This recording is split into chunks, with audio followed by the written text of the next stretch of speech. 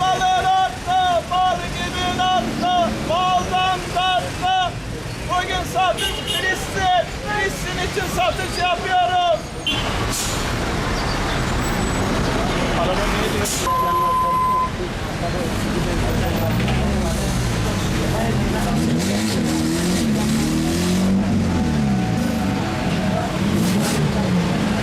Bugün günlerden Filistin. Haydi Malatya, Filistin'e karınca misali sen de yardımcı ol. Tatlı geldi, tatlı. Dedem de bu arama. Abi zaten sen de olur. Yok yok evet. Beni sen al ya. Sen ya yarma. Hamburger atıyorum ha. Hamburger atıyorum bakalım.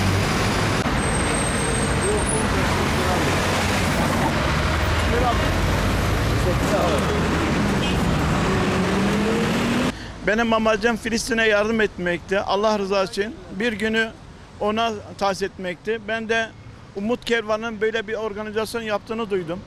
Ben de 20 yıldır tatlıcılık yapıyorum ve Allah'a şükür şu anda yani gün ortası olmasına rağmen büyük bir destek var. Herkese bana güvenip ve deneyimize güvenip yardım eden arkadaşlara, dostlara, Allah için yardım eden bütün dostlara teşekkür ediyorum. Allah razı olsun. Bağış yapanlar var. Sadece alanlar yok.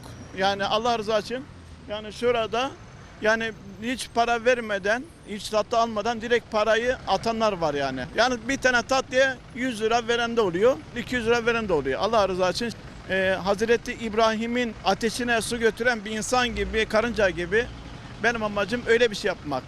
Destek vermek. Bir ufak bir destek vermek benim için gurur meselesi yani. Ümmet meselesi. Allah rızası için. Malatya Umut Kervanı ve Yetimler Vakfı olarak normal yetimlere ve yoksul ailelere yardımlarımızın yanında ayrıca da Filistin için yardım yapmaya başlamıştık. Filistin için yardımlarımızı gören Atilla abimiz, tatlıcımız bize geldi ve dedi ki ben Filistin için gelirimi, kazancımı bağışlamak istiyorum. Bu bir duyarlılıktır. Filistin'de bebeklerimize, çocuklarımıza güç yetirebilmek, onların bir nebze olsun yüzlerinde bir umut olabilmek, onların yaralarında bir ilaç olabilmek umuduyla, amacıyla bu organizasyonları yapıyoruz. Rabbim hayırlarını kabul eylesin. Atilla abimizin bu örnek davranışını Malatya'daki tüm esnaflarımızdan da bekliyoruz. Onlar da Filistin için, Gazze için bir destek, bir umut olabilirler.